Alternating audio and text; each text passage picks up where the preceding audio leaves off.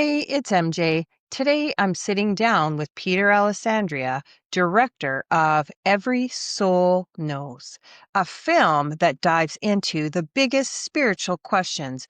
Who are we? Why we are here, and what happens when this life is over. Before we jump into our regular conversation, here's a look at the official trailer for Every Soul Knows. Let's get started.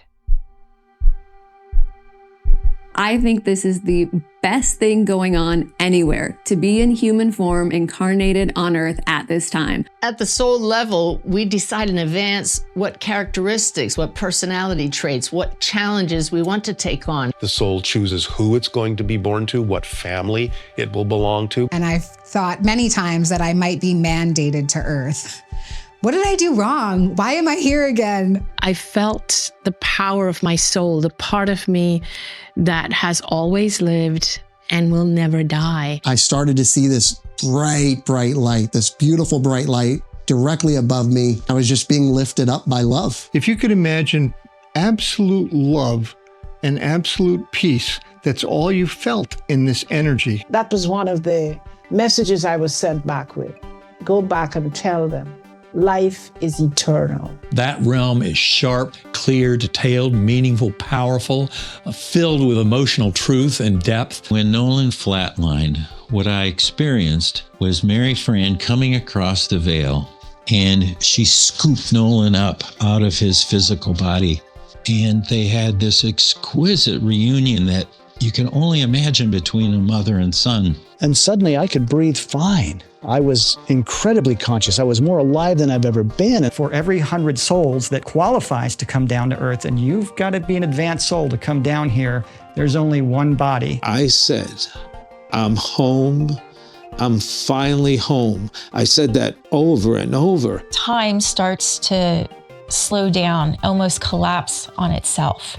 I began to surrender to the concept of dying. Everything that was temporal or physical or mortal about that soul was drawn aside, and I saw who he was, and I was in the presence of the divine. Every single person is this light walking around the center of their body, in the center of their energetic structure, in the center of their chakra system is the heart. It's the heart center. I also understood that was heaven, but this is heaven. If you want to be in heaven, you can just be there.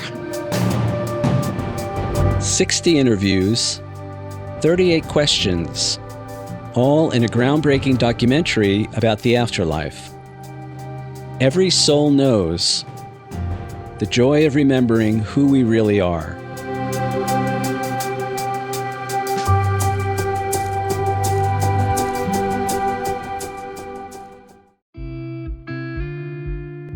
Hi, and welcome to The Return.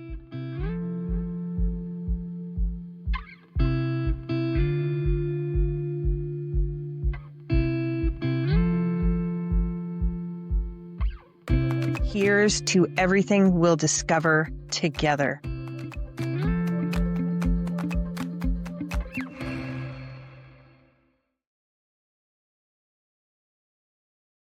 Hi, and welcome to The Returned, a place where we share near-death stories, out-of-body experiences, spirit awakenings, signs from spirit, and the journeys of healers and lightworkers from around the world. If you enjoy this type of content, please like, subscribe, and share to make sure you don't miss an episode. Today, I am honored to sit with Peter Alessandria, filmmaker, photographer, author, the creative force behind Every Soul Knows. But, like most of us, Peter is not just those things. He is also a seeker of truth, understanding, and of the mystery that connects us all. Like so many of us, he's being drawn to question that echo in every human heart. Who are we really? Where are we? Why are we here? And where do we go when this life is done?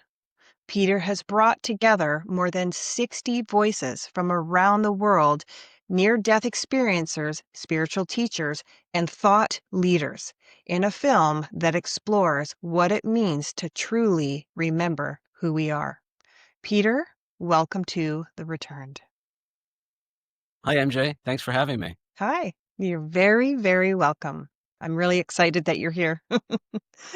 Peter, you've said, I've watched a few other interviews with you, but I've heard you say a couple times that you're a seeker, and not because, and you're not a near-death experiencer. I know that, but you're seeking from a deep curiosity about who we really are.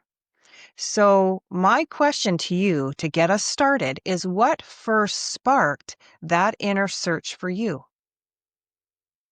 It wasn't, I don't think it was one event. So I say I'm not an experiencer, but I'm a seeker. And I say that because for most of my adult life, I had those questions that you just mentioned, like, who are we really?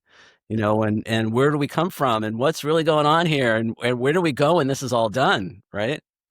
And so, I guess if there was one kind of bookmark for me, it was when I moved to California. I grew up in the New York City area, and I moved to Los Angeles after grad school, and this was in the 1990s.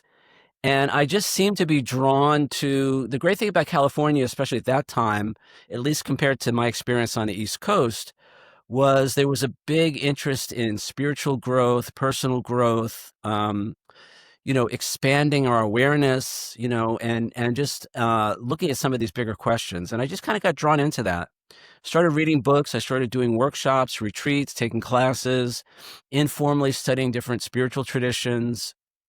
Books like, I don't know if you remember, like the Celestine Prophecy, Oh, the Celestine Prophecy, Conversations with God, yeah. all the stuff that Deepak Chopra was putting out. And then more traditional, I don't know if you call it traditional, but I also found around that time, I found A Course in Miracles. And 35 years later, I still study the Course. It's my main spiritual practice. But even things like the Urantia book, some of your listeners may know that. And I would just sit, people would be out like on weekends, going to sporting events or whatever, and I'm sitting home reading A Course in Miracles or the Urantia book or, Conversations with God. So I had this desire, and it's just what interested me. Now, I still did normal things. I had a normal job. I had normal interests, but it seemed like more than other people, I really wanted to get answers to those questions. So I just kind of took it upon myself to start exploring. Hmm. That's so interesting. I guess that's just something that actually was inside you that was pulling you that way. And if I ask, Yeah. because you were an attorney, correct? Yeah. So you went from attorney to photographer to filmmaker. Like, Yeah. what? Well, That's wow. that's what a lot of my friends and family said. For me, it was, I look back on it now and it makes total sense. Right. But at the time it was kind of a little iffy. So, basically, I wanted to get into the film business. I didn't even really know why at the time. I was also interested in moving to California. And so that kind of came together. And the way in, I went to law school and business school after college. And that was my ticket into the film industry, basically. And LA obviously was where everything was happening. And this was in the early 90s. And one of the things that was happening at that time was the independent film world was kind of up and coming. So for the first time, films were really, on a scale at least, films were being made outside of the studio system. And I was young, and I was, working for some of the studios and all of that. But my spare time, I was meeting a lot of independent filmmakers.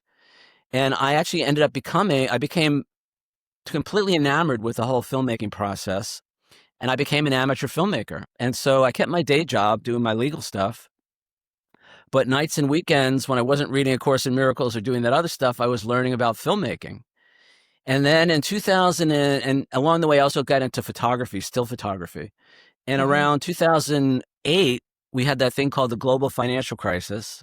Yeah. And literally, as a result of that, I lost my law practice. Like within a matter of months, it was gone, right? And I came to a crossroads. What was I going to do with the rest of my life? And at first, I had a lot of fear about it, and I was really anxious, and I was trying to resurrect my law practice. I was like, even though I had been in private practice for years, I was applying for jobs at the studios, trying to do whatever I could to stay in that game. And after almost 6 months, it just wasn't happening. Hmm. So I thought, I've been doing things like law of attraction, and I've been reading books like Do What You Love and the Money Will Follow. And I thought, well, maybe this is an opportunity, right? Maybe this is a way for me, because I appreciated being a lawyer, but it was never my passion in life. Mhm. But I had a real passion for filmmaking and photography. So I thought, well, maybe this is an opportunity for me to jump ship, to change careers and follow my passion. Now, the other thing was, I wasn't married. I'm not married. I don't have kids. So I thought if there's ever a time that I'm going to change careers, it's probably now, right? So I did it. I made the jump. I also decided to move back to the East Coast. My whole family's here. I'm in the New York City area. And my parents were getting older, and my sisters, even though I don't have any of my own kids, my sisters started having kids. So I was constantly flying back and forth anyway. And now I'm back, and I tell everybody, okay, I've left the law behind, and now I'm going to be a creative professional, and I'm going to be working as a photographer and a filmmaker. And they had the reaction that you had. They're like, huh? What? And and I didn't try to explain it, and they were great. Everybody was very supportive, even though they didn't really get it. But the problem, MJ, was that for the next almost 3 years, about 2.5 years, nothing happened. Right? I set up some websites, and I was telling people, I'm now working as a photographer, but nothing happened, and I had all these excuses. And first I was convinced it was because of the economy, right? The economy was still from the global financial crisis. So we're now in the end of 2009, 2010, 2011. So the economy was still kind of rough. But I looked around me, and there were other photographers I had met. They were doing fine. So maybe it wasn't the economy. And then I thought, well, it must be because I don't have a formal education in art or photography or filmmaking. And because I never even took like an art appreciation class in college. I mean, I was law, business, economics, nothing creative at all in there. And then again, I saw some other people who they didn't have a formal education in creative work, and they were doing okay. Point is, I had all these excuses. And then one day I realized the problem wasn't out there. The problem wasn't here. And I had this very negative self-image when it came to being a creative person. And because at least with the legal stuff, I had the diploma, and I went to the schools, and I did really well in school. But with my creative stuff, there was nothing to show the world that I had any talent or ability, right? Right. And so I was terrified to put myself out there as a creative person. And when I finally realized that, and what happened was, after almost 3 years, the money started to run out. I'd saved up a bunch of money to make the move, and now the money's running out. So it's like, oh shit, I really got to do this. I can't just sit around telling people, but not really doing it. So I started to do all the things I was afraid to do. Like I did things like, so one of my ideas was for a commercial photography business, and that included commercial photography for websites, product photography, and then also some headshots, executive portraits and headshots for professionals in the medical profession, insurance, real estate, stuff like that, and lawyers. I'll get to that in a second. And for that business, I realized I had to start doing things like cold calling. So over the next couple of years, I cold called every medical office, every insurance brokerage, every accounting firm, and every law firm in the New York City area to try and get some business, right? And it was so brutal. I mean, I had so much angst and dread. But what I realized, MJ, after almost 2 years, I realized, everybody's been really nice to me. In almost 2 years, I never got hung up on once. And I think some of them felt sorry for me, because if they weren't interested, they gave me the names of friends to call and other companies, But before, during, and after, every phone call, I was filled with all this dread and this anxiety and this fear. And what I realized was that it wasn't them who was the problem. It was me. Before, during, and after every phone call, I was beating myself up. I was shaming myself. Who do you think you are? You didn't study photography. What do you know? You're going to screw this up. Nobody's going to want to hire you. All that negative self-talk that I wasn't even really aware of. And the beauty of that process was, at a certain point, I realized, wow, so it really isn't them, it's me. Mhm. Now, in a way, that turned out to be really good news, because I can't change them, but I can change me. And now that's when the work started. was to really begin to look at how I treat myself, how I think about myself. And I realized pretty quickly that I had this negative self-image, and that's what was holding me back. It wasn't the market, it wasn't the economy, it wasn't the competition, it wasn't any of that. And so I started to transform how I saw myself, literally who I thought I was. And because I realized early on, the most important question we can ask ourselves is, who do you think you are? Who am I? Right? Mhm. And this will come in later when I talk about my film, because whoever we think we are is exactly who we're going to end up being in life. And if we have this negative program like I did, and it was subconscious, it wasn't really, I had to really pay attention to what I was thinking and what I was feeling and what I was saying and what I was doing, and working backwards and saying, gosh, how must I see myself to act that way or to feel that way or to say those things? And to understand that maybe that wasn't serving me and I needed to change all of that. And a lot of it was just this very critical, very critical of myself, just really hard on myself. And people always used to say to me, Peter, you're so hard on yourself. And I would say, well, of course, how else am I going to get better? But I realized that's not really the key. And in fact, I realize now being hard on ourselves never makes us better people. All it does is it creates that fear. Fear equals resistance. And resistance is I don't get off the couch. I'm afraid to do anything, to put myself out there. And as a creative professional, I had to be willing to put myself out there where people could see me and my work. So it began this transformation for me. And I really started applying things like the law of attraction. And I started doing affirmations and visualizations and working with vision boards and all this stuff to begin to shift my self-concept, to shift who I thought I was in the world.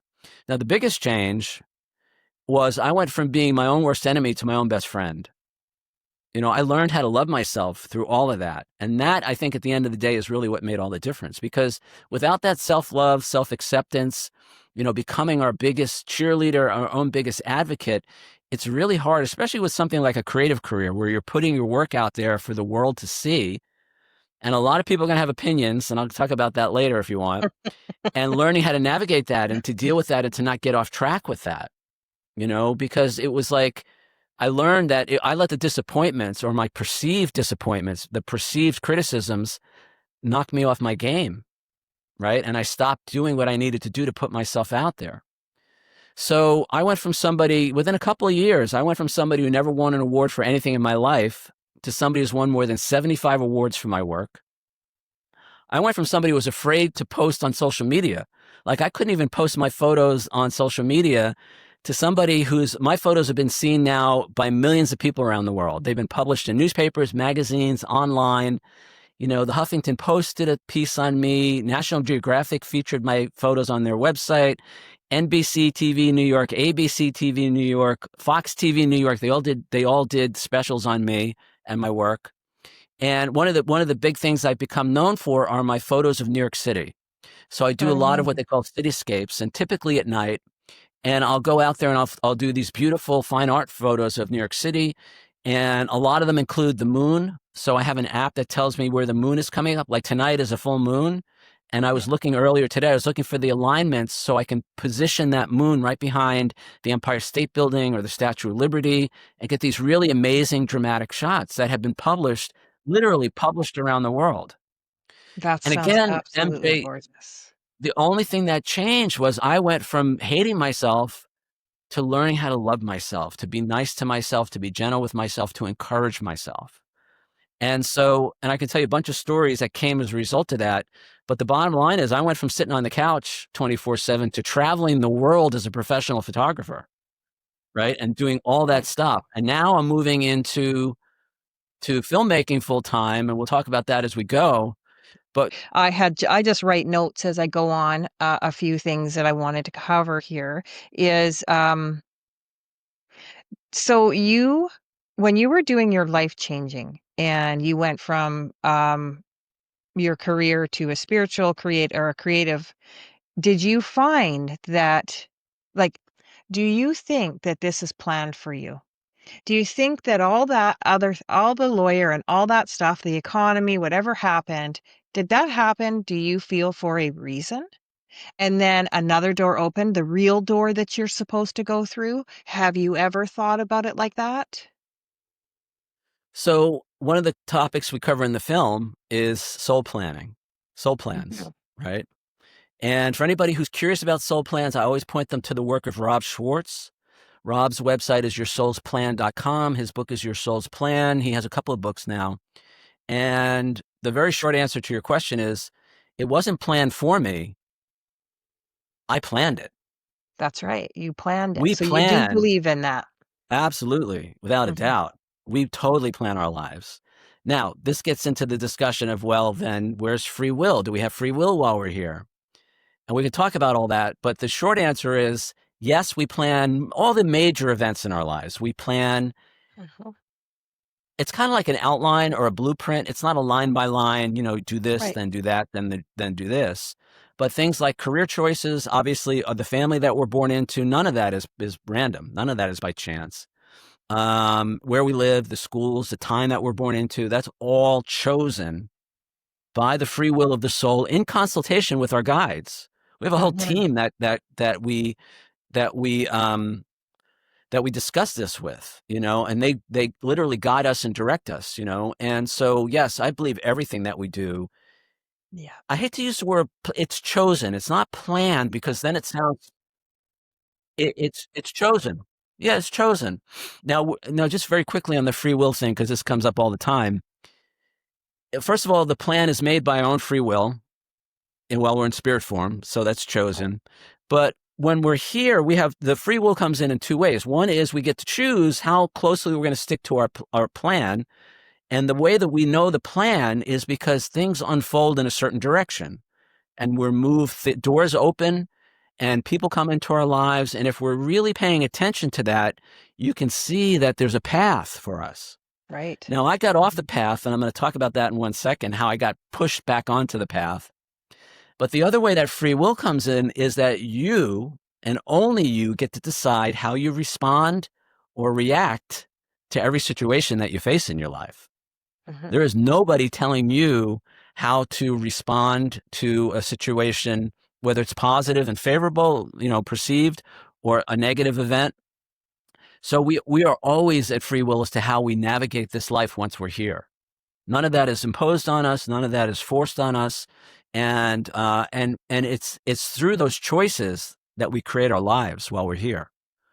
Every choice, as Neil Donald Walsh would say, every act or choice is an act of self-definition. We're always defining ourselves in every moment by the choices we make. So I don't adhere. I know there are some people who say there is no such thing as free will. It doesn't resonate for me. And I'm still learning too. I forgot to say this at the beginning, guys. I'm not an expert in any of this. I'm just I'm a student like everybody else. I happen to we're sit always down, going to be. always going to be. I happen to sit down with 60 people who have had these amazing experiences, and pick their brains and spend time with them. I could talk about that as well. But I'm still learning, right? So everything that I share with you here today, and I do this in the film. MJ, you've seen the film. Yes. I actually stop the film a couple of times, and we do a guided meditation, and I say to people, you've basically heard what everybody else has to say about this. Now, what's your truth? I want people who watch my film to walk away with an inner, a new sense of inner knowing or inner wisdom about all the topics that we cover in the film, because I don't want to be, I'm not preaching. I'm not trying to convince anybody of anything. I simply want to present perhaps a new way of looking at things for people, and then let them decide what their truth is. Absolutely. Absolutely. Let me tell you, I got That's nudged actually back the on. best way. Let me tell you, I got nudged back on the path real quick. Okay. So I was in California, and now it's 2019. 3 things happened in 2019. This was the first one. So I'm in California. I'm actually doing a photo shoot for a client in LA, and then I'm going to go up to Yosemite, and I'm going to do a fine art. I'm going to do some landscape photography and all that for me. And I'm driving up there, and I finally get to the visitor center out there, and I really got to go to the bathroom, right? So I park and I get out of the car. And I've been in the car for like 4 hours, and I didn't sleep well the night before. So I was a little hazy, right? And I tripped. There was a curb. I didn't see it. I caught my leg on it, my right leg. And I didn't even fall, but I caught it in such a way that I tore my calf muscle in my right leg. Now, I don't know if you've ever torn a muscle, especially a calf muscle, but it is the most painful thing you can imagine. And all of a sudden, I I couldn't put any weight on my foot. I had no control over, lifting. If you think about your calf, it controls how your foot moves, right? Well, now it's ripped, it's torn. And I was shocked. It was like, it came out of nowhere. I was like, oh my God, and it hurt so much. Now, why am I telling you this story? In that moment, I got a message. Now let me backtrack a little bit. Okay. I was So, going to ask you about that. so for years, so now I'm winning all these awards. I'm traveling the world. I'm doing some public speaking. Now I'm speaking to photography groups, but also I went down to Colombia, South America.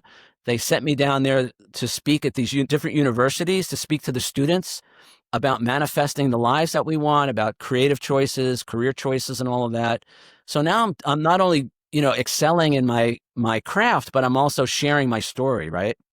And people kept saying to me, you got to write a book. You got to write a book. And I kept thinking, yeah, I got to write a book. One day I'm going to write a book. One day.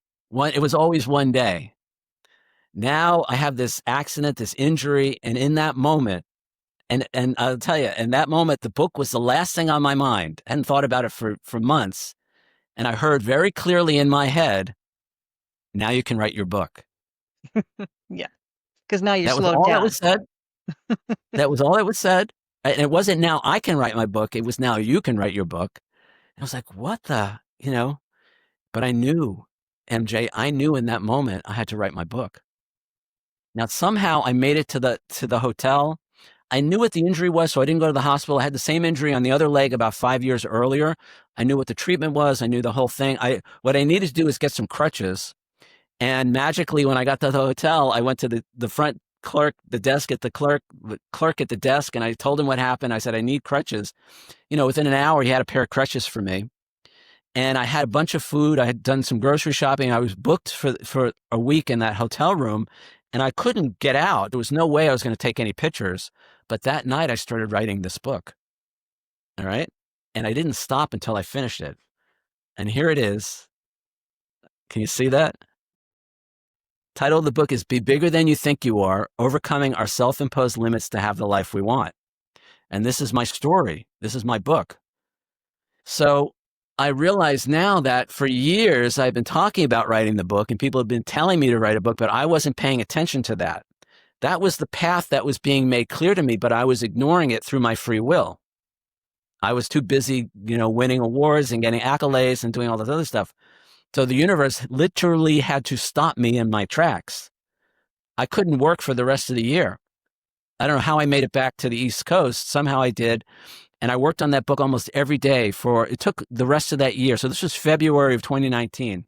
So I said 3 things happened in 2019. So the first one was this injury. Second thing was my dad passed in April of that year. And it was very sad. It was the first major loss for me. And he had been sick for a long time, but it was really, it was very difficult, very sad. And the whole family, was and this kind of reignited my quest for these answers to these questions. Like, what happens after we die, and I was familiar with near-death experiences, but I hadn't really dived into it. And I had this belief in the afterlife, but I hadn't really, even though I'd been kind of studying spirituality and stuff for years, I hadn't really dived into that aspect of it. So when he passed, it really reignited my desire for that. Yeah. And then the third thing that happened was I read a novel that year called Adventures in the Afterlife by a guy named William Buhlman. I love that book. So you know the book, right? So I read that book and I was like, even though it was written as a novel, I was like, wow, this is really amazing, right? Uh-huh. What I ended up doing was I reached out to William, formed a relationship with him. I reached out to him and I actually optioned the book to turn it into a feature film. So now we're into 2020, 2021. I'm actually writing a screenplay, adapting that book to a feature film. And as part of that work, I'm doing all this research online and I start watching, now we're into the pandemic, and I'm watching all these YouTube videos with NDEers, right? And it was like, again, it just spoke to me. And I was moved in many of these interviews. I was moved to tears. I'm like crying, hearing them talk about the other side We're home. That's our true home. That's where we're from. We're these eternal beings. It's all love. It's all light. This is not where we're not natives to this dimension, this world. And I just watched more and more of these interviews. And eventually what happened was I started reaching out to some of these people and forming relationships with them. In the meantime, I had completed that screenplay and I couldn't get anybody to read it. Even though I had been in Hollywood for 20 years, nobody would read it. And I realized I needed to take a step back, but I didn't know what else I was going to do. I'd finished my book at that point, and I didn't know what I was going to do next. And one day so I'd watched, Christian Sundberg. Yeah. Okay. So Christian has a great pre-birth memory story, great, beautiful guy. And I had a Zoom set up with him, kind of just like what we're doing here. And he was familiar with Adventures in the Afterlife. And so we had this conversation.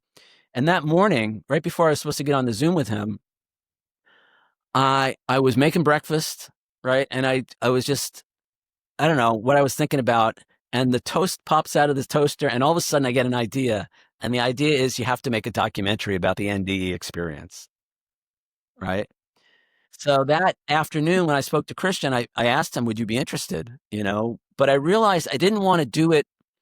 I didn't want to do webcams. I wanted to be like a higher end documentary film, which meant we all had to be in the same room while we're doing these interviews. So I had to work that out with Christian, but he was one of the first people that said yes. He wasn't traveling at the time, I think because of COVID. So I had to go to see him. And he's in Erie, Pennsylvania. It's like 7 hours from here. And a few weeks later, I drove up there. And that was the beginning. And since then, I've interviewed 60 people, 61 now, and gotten their stories. But as important, I've gotten to know them as people, right? My deal with a lot of them was that so a lot of them came to New Jersey. I said, if you fly into Newark Airport, I'll pick you up at the airport. Excuse me. No problem. I'll bring you to the location, right? We'll do the interview. If we have time, I'll take you out for dinner. If not, I'll take you back to the airport the same day. So you don't have to stay overnight if you don't want to. But it was in the car ride to the airport that it was the best time because I got to hang out with these people and really get to know them. Right. And it was just such a beautiful, life-changing experience for me. So after speaking with so many people who've glimpsed the other side, did any particular story or theme even deeply shift your own understanding of what our soul is?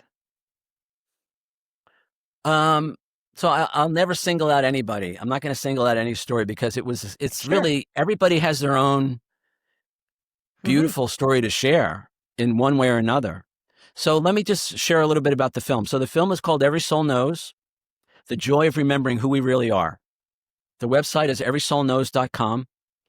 And the way it started was I had these questions. I came up with a list of like 38 questions. And if you go to the website, they're actually on the website, everysoulknows.com/questions. You can see all 38 of the questions. Yep. And things like, what is the soul? Are there contracts or agreements between souls? Do we have soul guides or guardian angels that assist us during a given lifetime? Does the soul have more than one incarnation, either on earth or elsewhere? A lot of these kind of basic questions, but the questions, it turns out a lot of people want to know the answer to. Mm-hmm. And so my idea was I didn't want to I didn't want to sensationalize the death experience. Mm-hmm. The car accident, the botched surgery, the illness, the cancer, whatever it was that took them out, because I felt like that could almost be distracting for the audience. And I knew that from my own experience, like the first few NDEs interviews I watched, if it was like somebody was injured in a car accident or in a hospital, I wanted to know, because I used to be a lawyer. I was like, well, did you sue them? What happened? All these questions that really had nothing to do with what the interview was about, right? Now, that might have just been me, but maybe I overreacted to that. But I was like, okay, which meant we're not doing stories. That's the whole point. So I had the first 40 people I interviewed, a lot of them had these amazing near-death experience stories, and I didn't let any of them tell their story. Instead, I said, we got these questions, all right? And my idea was to ask everybody the same questions. Now, you saw the film. Like that. Yeah, I really liked that. What's amazing is, and you got to remember this, folks, this took place over a 2-year period. nobody knew. I didn't tell anybody who else I was interviewing for the most part. Towards the end, people started to know, the word got out. But the first 40 people, they had no idea who else was in the film. And they certainly had no idea what anybody else's answer was to those questions. And yet when you watch it, it's almost like they're finishing each other's sentences. That's right. Right? It I fits didn't know together. that's how you filmed it. Yeah, that's Well, interesting. They had no idea. You know, those were, everybody had their own answers, and yet they all fit together like a puzzle. Yeah. Right? Mm-hmm. So that worked. Everybody's Yeah. having these NDEs, but it's the same, but different. Right. Like there's might be just a whole different place you go or whatever have you, but they're still feeling the same thing. So there's a common goal. I'm noticing quite a few patterns as I've been interviewing as well. When I watched your film, and then I literally was like, wow, I actually thought that film was filmed all maybe at once. Right. A lot of people say that. And no, it's literally over a 2-year period. And a lot of them I did here in New Jersey, but a lot of them I did a bunch at the IANS conference, International Association for Near-Death Studies. Big shout out to IANS, a wonderful friend of the film. Film would not be what it is without the love and support of IANS. You guys are the best. I was actually there at the conference the last 2 years in Chicago a few weeks ago and last year in Arizona, showing a preview of the film. And it was like old home week because a lot of the people in the film are members of IANS. So there was a member of IANS. It's really, really beautiful organization. Just still need to get my roots around, but yeah, I just joined them. People. Mm-hmm. And so, so it was different locations, different over a 2-year period. And again, nobody knew what anybody else's answers were. Nobody knew what anybody else was saying. Now, about a year ago, MJ, I realized, maybe I went a little bit too far in not letting people share their stories, because there is value in the storytelling, right? And a lot of these people have these amazing near-death experience stories. So what I did was I went back to a few of the people I'd interviewed previously, and then I found a bunch of new people, and I let them tell their story. But I said, look, we're not going to focus on how you died. You can mention that, but I want to know, and this is the whole point of all of this, what did you learn from the experience? And how can we take what you learned and apply that to our lives now while we still think we're in these bodies to make the world a better place? Mm-hmm. That's the whole point of all this for me, is what can we learn from their experiences about who we are, right? The subtitle of the film is The Joy of Remembering Who We Really Are. And that's because I don't think much is really going to change in this earthly experience until we begin to change who and what we think we are, how we see ourselves. Remember I said earlier, the most important question you can ask is, who do you think you are? Who are you? Right? Answering that question, who am I? And really going deep with that changes everything. Absolutely, because it does. right now, the world is operating from this place of, well, we're these physical bodies, and when the life is over, who knows what happens, who knows where we go, and while we're here, we got to get what we can get while we can get it, and it's survival of the fittest. We even have quote unquote reality shows called Survivor that foster this whole idea of competition and get what you can get while you can get it. This whole mentality. Not much is going to change as long as we think that's who and what we are, right? That's but what if that's not who we are? Mm-hmm. What if we're much more than a body? What if we're these eternal beings, these souls that have many, many, many, many, many, many, many, in some cases, many, many, many, many incarnations in all kinds of different places at all kinds of different times, right? And what if we have soul groups and soul families that we incarnate with? And if we have contracts with some of those souls and agreements, and what if we do plan our lives or choose our lives ahead of time? And to me, that changes everything, right? And there, you kind of alluded to this before. Even though every NDE is different, there are common elements. Absolutely. Right?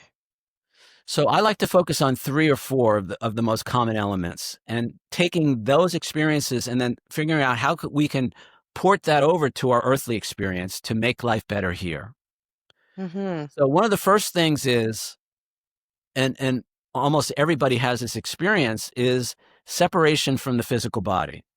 So whether it's on the operating table, whether it's at the scene of an accident, maybe it's just a really good meditation, but in some way that person separates from their physical body and has an experience of a new point of view, a new perspective, to the point where they're actually looking back on that body. And almost every one of them has this realization in that moment, oh, that's not me. That's not who I really am. That's just something I have. It's just something that I'm using to navigate this physical 3D experience, but that's not me. And it gets so bad, maybe you've seen this, sometimes I don't even recognize that body. I got to get really close to it and look, God, that poor guy, that poor gal. And then this realization, oh my God, that was me. There's this separation and this understanding that the body is not who we are. And by the way, that's a huge theme in A Course in Miracles. So if you study the Course, you will know that the most repeated phrase in A Course in Miracles is, I am not a body, I am free, for I am still as God created me. So that's the first element. And there's some experience of separating from the body. The second element is they have this experience of moving to a realm. Sometimes it's the void, the tunnel, this velvety darkness. And it's this feeling of overwhelming peace and love, right? Yep. And this feeling of, and again, your recent interview with Angie, she talked about it. She had it during a meditation at a body experience, but it's this sense of being in this dark space. And eventually a lot of them see a light. We'll get to that in a second. But there's this, but what characterizes that space is this feeling of warmth and safety and peace and this overwhelming sense of unconditional love, right? Now, then a lot of times they'll see, and not everybody has this exact sequence, they'll see some kind of a light in the distance, they'll move towards the light, or sometimes they move directly into the light. There's some experience of that. And the feelings of love and of peace continue. And then and this may occur earlier as well, but there's this sense of, oh, I'm home, right? This is home. This is where I'm really from. I'm not from that other place. What the hell was that other place? That was horrible, right? And there's this overwhelming sense of, oh, this is who I am. This is where I'm from. And that feeling of love continues. And along with that feeling of love, we get this overwhelming sense, and this is like the third, maybe the fourth element that they share in common, of oneness, the sense of unity, the sense of being connected to everyone and everything, being part of all that is, right? We still have a sense of individuation, but at the same time, we have this recognition that, oh, I'm that too. All those souls, again, Angie was talking about all the stars, the billions of stars in the sky, and realizing they were souls. Is the recognition, oh, they're me and I'm them and we're all one, right? So it's this amazing experience. And a lot of them, they don't want to come back after that. They'll argue with God or their guides or their loved ones, whoever they meet on the other side. Like, I'm not going back there. You gotta be kidding. Back to that body? No way. Because it's so amazing. Now, one of the questions I ask in the film is, why would a soul choose to leave heaven? If it's so wonderful, why would we ever leave? We can talk about that later if we have time, but it's this understanding that, so these are the common elements. We're not our bodies, who we are. And it's not even that I feel love. It's they come back and they say, I am love. Love is what we really are. And I'll tell you why that's important in a second. And then again, this sense of peace, and then this sense of oneness is connection, this connection to everyone and everything. So what I say is, imagine if we started living our lives that way. But we started living our lives from the understanding that we're more than our bodies. We don't have to say we're not our bodies. We're more than our bodies, right? And that when the body ceases, consciousness, the soul, life, whatever you want to call it, continues to the point where, do you know Tony Sikoria? Did you see him? Was he in the film that I showed you that I sent you? I don't remember what edit I Tony sent you. sounds very familiar. Tony was hit by lightning. Yeah. At a phone booth? Yeah, that's right. Yeah, I do know who he is. Was he in the film? He's in the film. He might not have been in that edit that I sent you. There's a lot of different edits floating around. I don't know if he was in that one. Okay. I So don't he's think on the so. website. Okay. So I have it's like a 5-hour film right now. So I have like 3 different versions of the film that Oh, I'm I sharing. see. So it's still evolving. But there's the other thing I'll tell everybody. So everybody who's in the film, everybody who I interviewed, their full interview is currently available on the film website, everysoulknows.com, as well as on the film YouTube channel, which is at Every Soul Knows. So you could see, like Tony, for instance, you could see his full interview there. And it's all free. There's no subscriptions. There's no fees. There's no donations. I even cut out the mid-roll ads on those interviews because I want people to be able to watch it uninterrupted. Oh, that's And it's nice, my way of yeah. honoring the people who honored me. A lot of people traveled at great expense to get to me here in New Jersey. I wasn't paying anybody's travel expenses. And so to honor them, even though it's a 4-hour, 5-hour film right now, most people still only get a few minutes on camera. So I wanted their full story to be available. I also wanted to create a resource for the audience, a place for them to go to watch, because I'm kind of positioning this as like Afterlife 101. All right, this film could be for people who never heard of a near-death experience. And believe it or not, there are a lot of people out there who never heard of a near-death experience. Or maybe they heard of the near-death experience, but they're not familiar with the life review or whatever.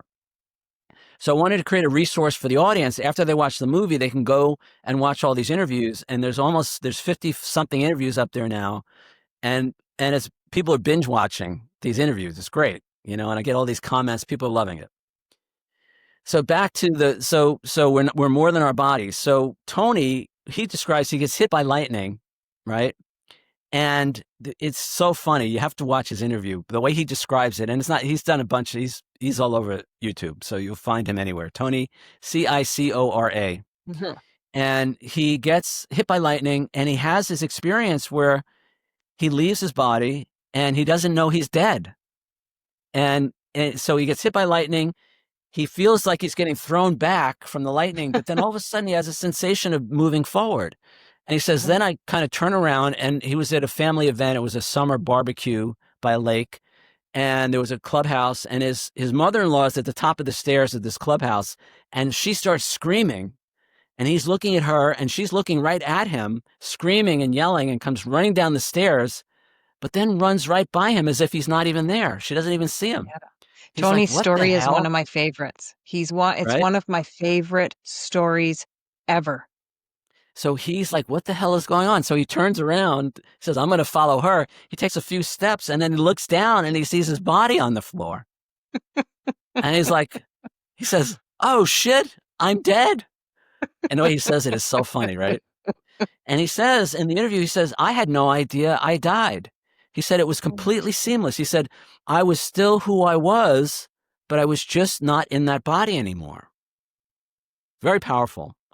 Anybody, watch his interviews. So we're not our bodies. We're more than just a body. So yes, I always tell people, do what you need to do in this lifetime to take care of yourself. Get exercise, go to the doctors, eat healthy. This is not about ignoring the body, but it's understanding that we're more than the body. And so maybe that would change a little bit, if we understand that maybe life is eternal, and maybe we get another chance if we screw this one up. And, maybe we would treat each other a little bit differently starting from that place. The next is this idea that who we are is love, right? Now, most of my life, and this relates to the story I was telling you earlier about being afraid to put myself out there as a creative person. I felt so unworthy. That was the feeling, this feeling of shame and unworthiness, not good enough. What is that about? Unworthy of what? Well, unworthiness is I'm not worth being loved the way I am. Something has to be different. I have to change something. I have to be better. I have to try harder. I got to be smarter. I got to be more talented, more handsome, whatever it is I think I need to be lovable. But wait a second. The NDEers are telling us we are love. That's who we are. How can I be unlovable if I am love? And another one of my favorite workbook lessons in A Course in Miracles, love which created me is what I am. I am love. That's who we are, guys. So now all of a sudden, how can I be unworthy? So we begin to undo that belief and not good enough, not lovable. And then this idea of oneness, this idea of unity. Now this kind of trips people up a little bit. But I think this is the most important thing we can take from the NDE experience and apply to our lives while we still think we're here in these bodies. And that's because Oneness doesn't say we're all the same, right? But it does say that we're all connected. There's some common source connection. It's like the analogies are, we're all leaves on the same tree. We're all fingers on the same hand. There's some connection. Well, what does that mean? Well, if we're really connected in that way, and if we really are united in that way, then what I do for you, in some way, I'm actually doing for myself.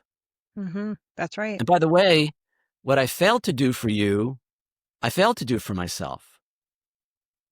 So all of a sudden, this changes the equation, because the ego, our egoic mind, says, well, they're separate from you, and so you can do whatever you need to do to survive, including killing them, because that's what you need to do to survive in this world, and you're justified in that, so go for it. But now we're saying, wait a second, maybe that's not exactly what's going on here. And maybe if I harm that person, I'm really in some way or another harming myself, right? So my point is, if we take some of these lessons from the NDEers and apply that, we can begin to change the world in a meaningful way. And I think if you look around, you were talking about what's going on in your country in terms of the government and all that. All I can say is it's an effing shit show here in the States right now with what's going on. So I think I think it would be helpful to begin to see things differently. Yeah, I 100% agree on that. I don't immerse myself in that kind of, like, once in a while I get the cold notes and that's about it. I choose I haven't had television in 14 years this year. I only choose what I put in my brain. So it's just something that me and my husband, and actually my whole family, have done. But I wanted to back up a bit here, because I know with all the work that you've done with these 60 individuals, I would love to know, based on what you've learned from them, what do you now believe happens when we transition beyond this life? What do you believe? Well, there's going to be a book that follows the movie that'll kind of lay that all out. So let me mention that ahead of time. I didn't want to write another book, but they're telling me I have to write another book. Well, let me say, let's do this. So what happened was, the other major thing that happened about halfway through the film is my younger brother died. Completely unexpected, right? Losing my dad was tough, but losing my brother was devastating. It was the toughest thing I've ever experienced in my life. Now, here I am working on this film. It was a little over a year at that point, and I'm bringing this message to the world that life is eternal. There is no death. We're spiritual beings. We're loved by our Creator. We're one with everyone and everything. And my brother dies, and I can't get out of bed. I'm so overwhelmed with grief and this sense of loss. MJ, I never imagined I could feel so sad. And that's the only word I can use. This is grief, sadness, brutal, right?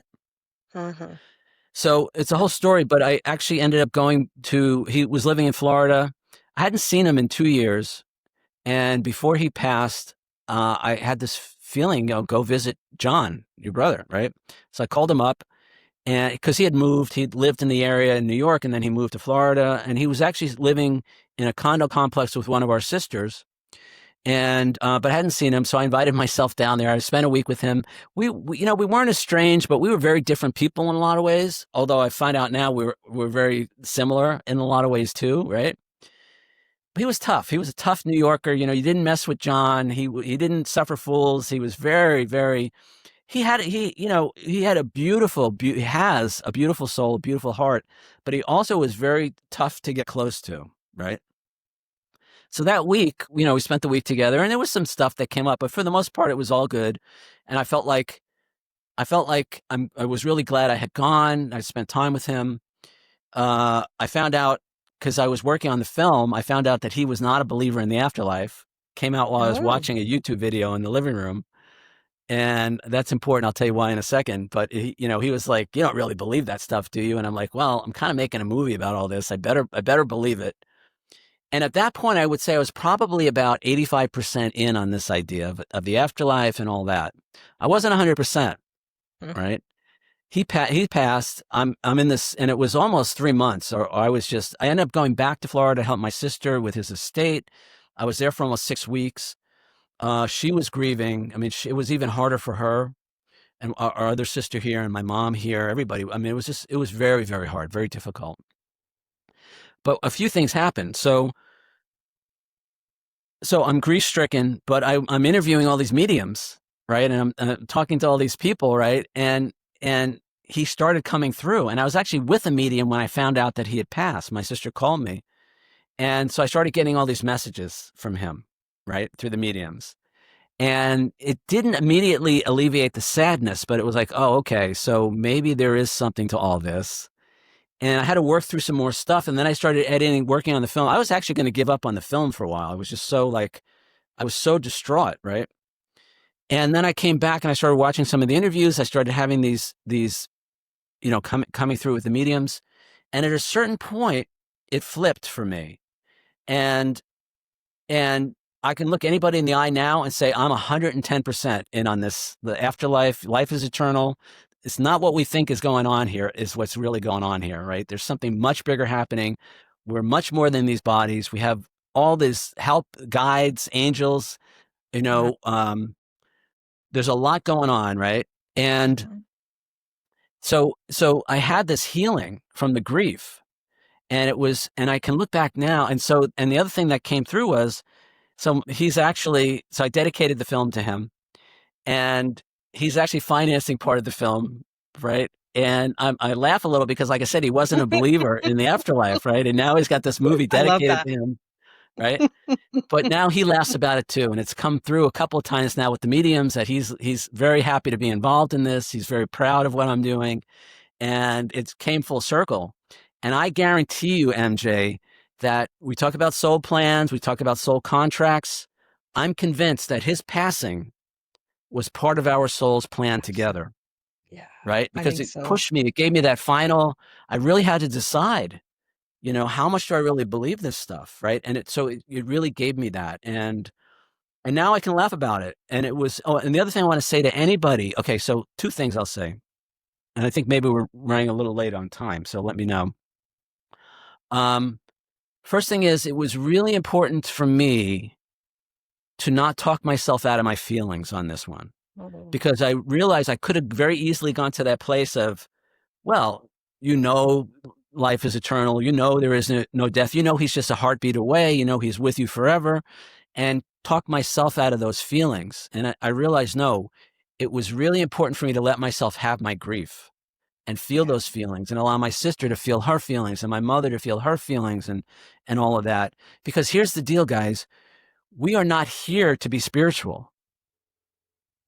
We're already that.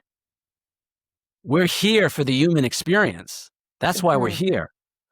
And part of the human experience is dealing with things like loss and grief and heartache and heartbreak, as well as all the good stuff. And if we have time, we can talk about that. But that's why we're here. So anybody who has, and don't let anybody tell you how long it takes. It takes as long as it takes, right? So allow yourself to have your feelings, because that's part of the process, right? That being said, there is a lot of support out there now in terms of mediumship, in terms of psychics.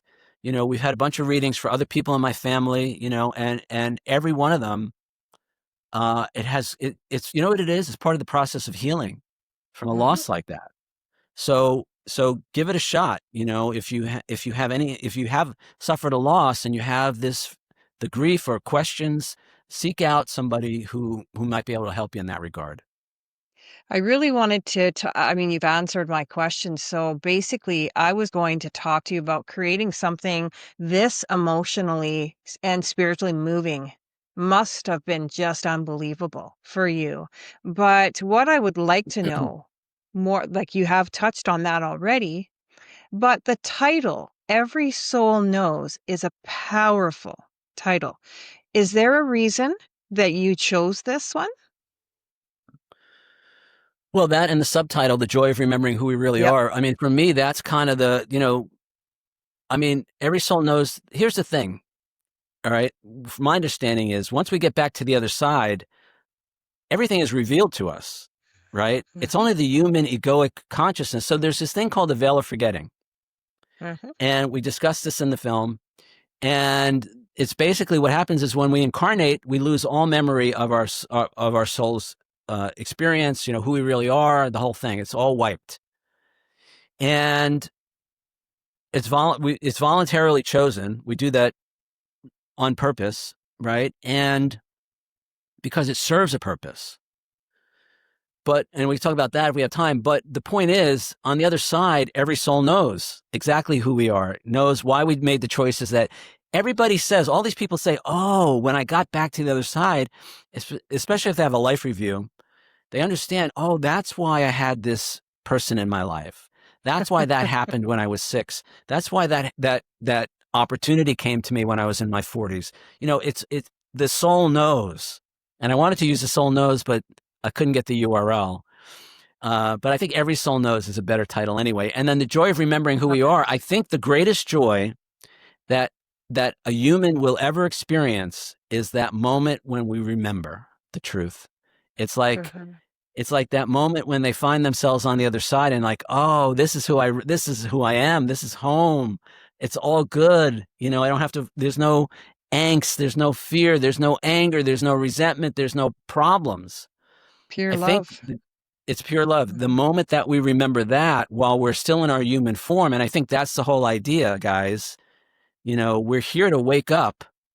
And what are we waking up to? Our true nature, who and what we really are. There's another website I'll point people to. It's called itstimetoremember.org. It's a nonprofit website. It's Time to Remember.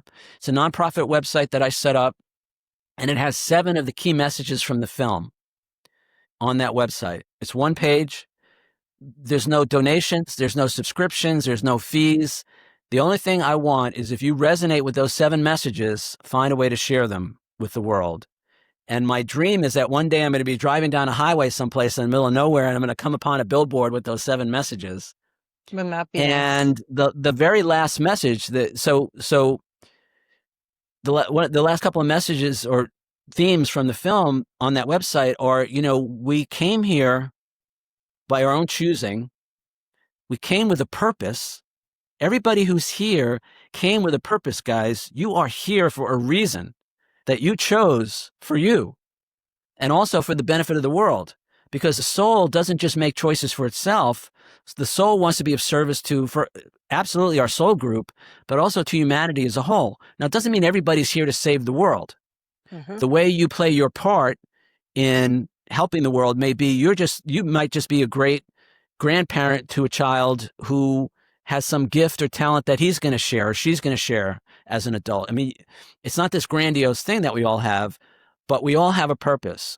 And the very last line on that website is, isn't it time we got on with it? Right? Because a lot of us are spending a lot of time distracted by this world, and we're missing the reason why we're here. That's right. Right? And there are souls who go back to the other side and this is often why the NDEers are sent back. They haven't finished what they came here to do. So I don't want any of us to go back our last time not having completed what we came to do. Now, people say, well, how can I know what my purpose is? How can I know what my plan is? I think that the easiest way, it's not always easy, but there's 2 things. Number 1 is, what's your passion? What are you passionate about? What brings you joy? Because whatever brings you joy is going to be a way that you can bring joy to others. There'll be some way, whether you're creating something or teaching something or manufacturing or whatever it is, follow that joy, follow that passion. If you guys know Daryl Anka, he channeled Bashar. Bashar talks about how important it is to follow our passion. By the way, Daryl's in the film. Yep. But the other thing is, offer yourself to spirit. Offer yourself to God, to the universe. Say, use me. This is from A Course in Miracles. What would you have me do? Where would you have me go? What would you have me say and to whom? Say that every morning and mean it. Offer yourself to spirit, and you will find, before you know it, you'll find your path. You will be on point with what you came here to do, right? And not only that, you'll have all the help that you need. Now, I love talking about manifestation, law of attraction and all that, but I have to say, for me at least, that was very ego-based. It was all about what I was going to get for myself. That's right. How I was going to make my life better. And I achieved a lot of those things. And I'll tell you now, it's wonderful to win 75 awards for my work. And I hope my film, I submitted it to Sundance Film Festival. I hope it gets into the festivals. But I also found that all of that can be very fleeting. And instead, the best moments for me are sitting now with an audience. Here's the thing. I've been doing a bunch of screenings, in-person screenings. I have 2 coming up at the end of the month in New Jersey. If you want to know if there's going to be a screening by you, go to the website, everysoulknows.com. Right on the front page, you'll see all those screenings. I love sitting with the audience and watching them while they watch the film and seeing them laugh, cry, nodding their head. And then after every screening, I do an audience Q&A. So I spend about an hour with the audience, and all of them, almost everybody stays for the Q&A, and people are having spiritual awakenings in the audience. We did a screening on Long Island back in February, and this 85-year-old guy gets up at the end during the Q&A, and this guy's lit up. He's like, oh my God. He said, I had no idea that this is what's coming next for us. And he was so happy, it was amazing. So that's more important to me than awards. I'm not going to say no to the awards. I'm not going to say no to the money, because I put all my money into this and my brother's money into this film. So I have to get the money back eventually, but I trust that that's going to come. But it's more like, having a positive impact on our brothers, our sisters, our absolutely fellow man. That's the best payoff for me. Now you could build that into your law of attraction, into your manifestation, right? But keep that in mind. We're all on and the same path here, right? We're all rallying together to do what we feel we should be doing. And I don't know if it's an age thing, but sometimes I feel that once everybody comes back to it, is what I've noticed, is it doesn't matter what age you are, but something happens where you just come back to it. And now people are working together for a common goal.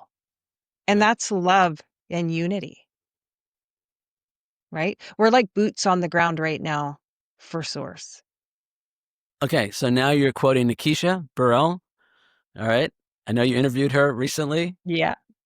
Nikisha exactly. during Nikisha, her. yes. It's literally boots on the ground. But boots on the ground is actually an old term, but it is true. Boots on the ground and letting Source move through you is absolutely one of the most beautiful things I heard her say. Yeah, and I really like that. It's not just her. It's it's many people. This is what I was saying earlier. Offer yourself to spirit, and get your worldly concerns out of the way and just see what happens. Now, this is a hallmark for me of the NDE experience. A lot of these people come back and they're changed people, right? In some way, they're transformed people. And I got to tell you, before we finish, I got to tell you about my mother, right? Love my mother. We have a great relationship. She has seen the film now about 3 or 4 times, maybe 5 times, 3 or 4 times she's seen it. And the first time she watched it, she's like, and she couldn't even really watch it. It was very interesting. It's like she couldn't allow the information to come in.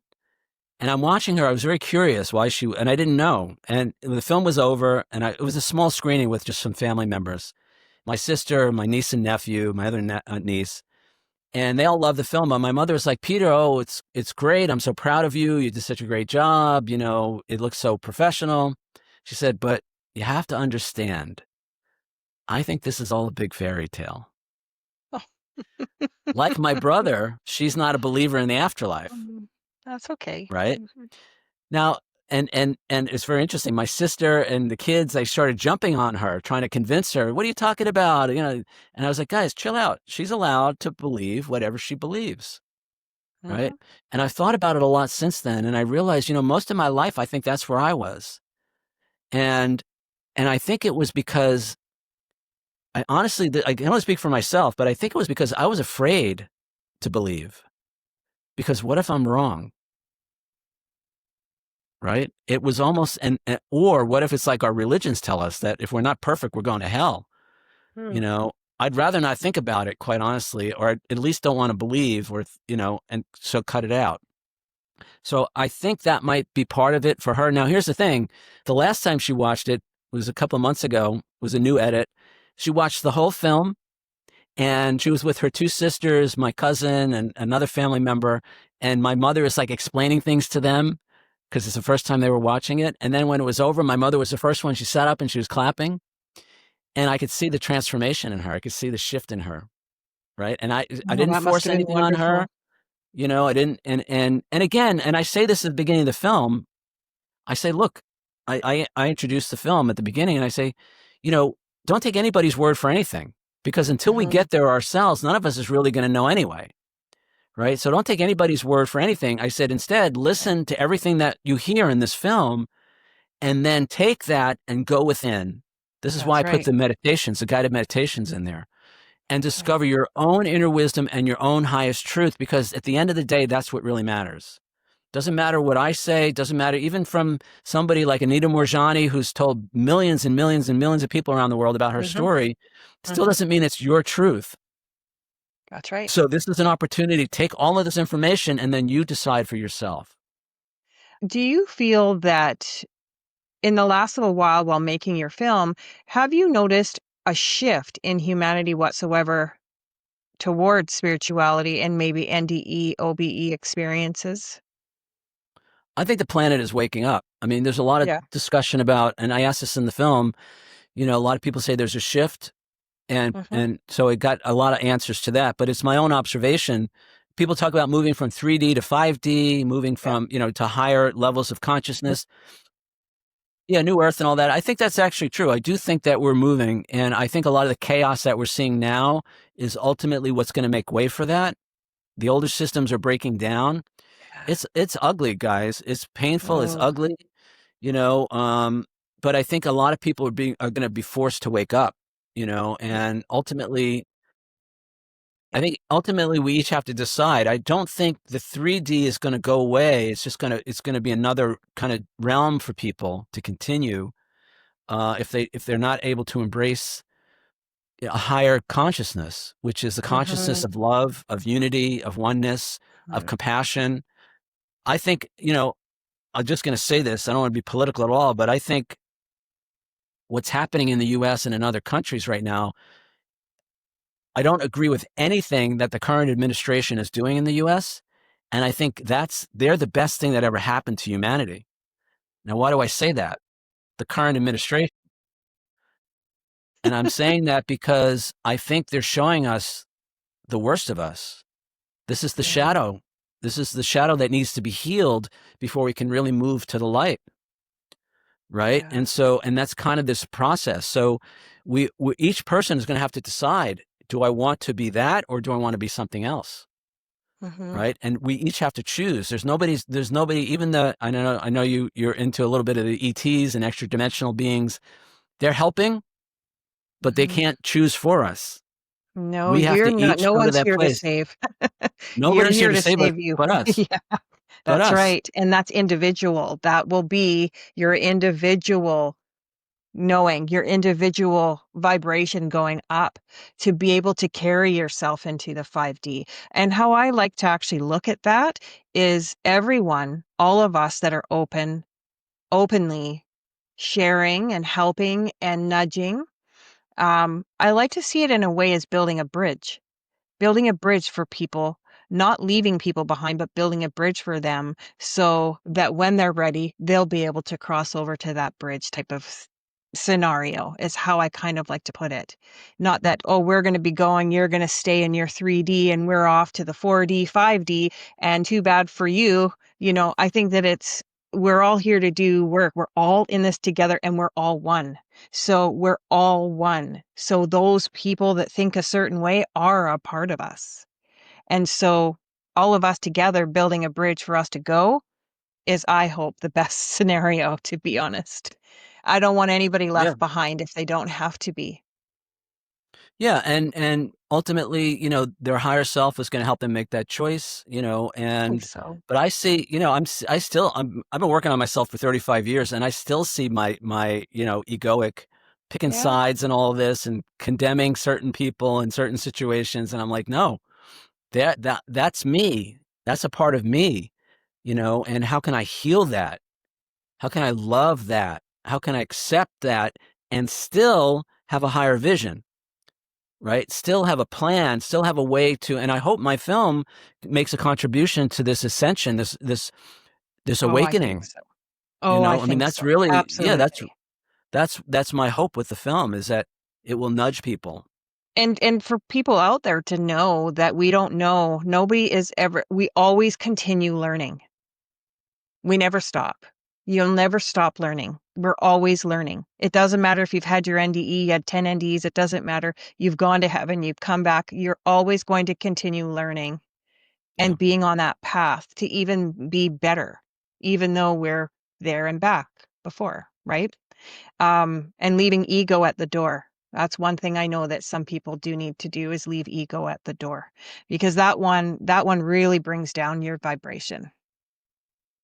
But I have a feeling that humanity is going to skyrocket. And I think that your movie is part of that help.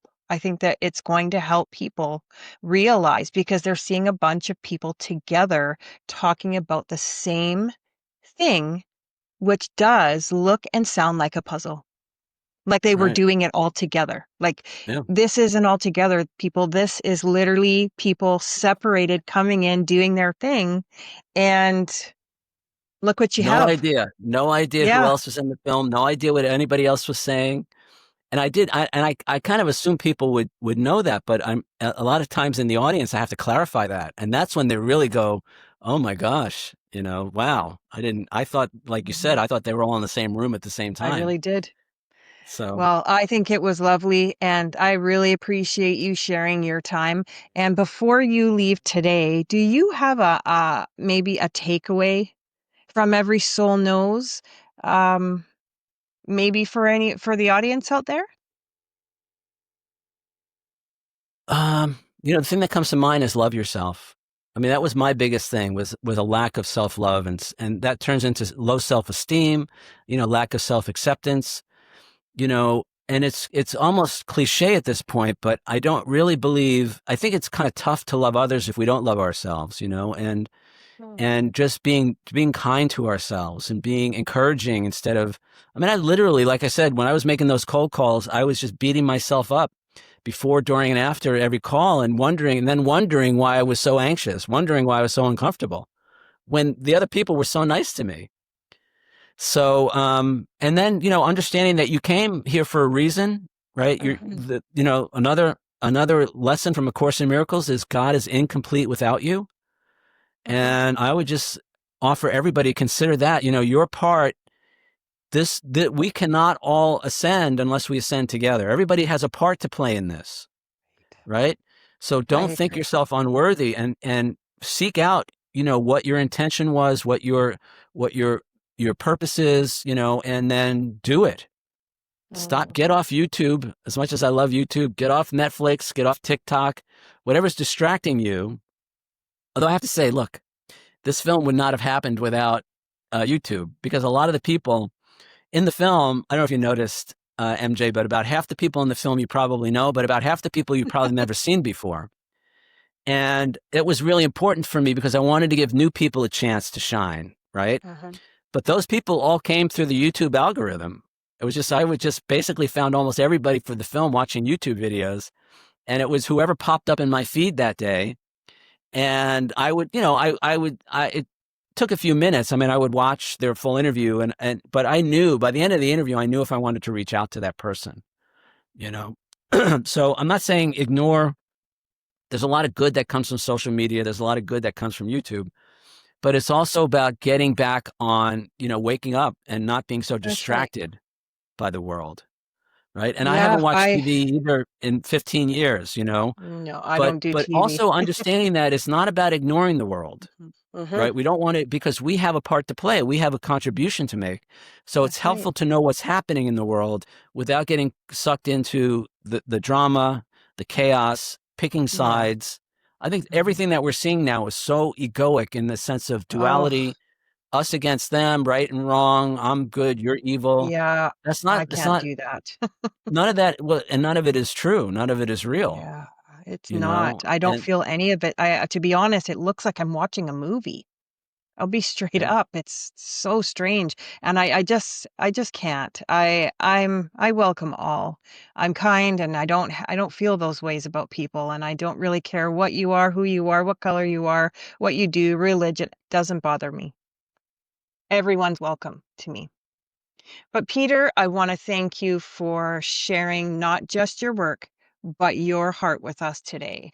And You remind us that being a seeker is enough, that we do not have to have all the answers to explore the mysteries of who we are. Your openness and curiosity have given a voice to so many who've touched the other side. And in doing so, you've helped us remember that life is far greater, far deeper than what we see. And thank you very much for that gift. Yeah, you're welcome. And to all of you listening and watching, I hope this conversation leaves you reflecting on your own journey, your own seeking. You don't need a near-death experience to explore what's beyond this life. You just need a willingness to ask, to feel, and to remember.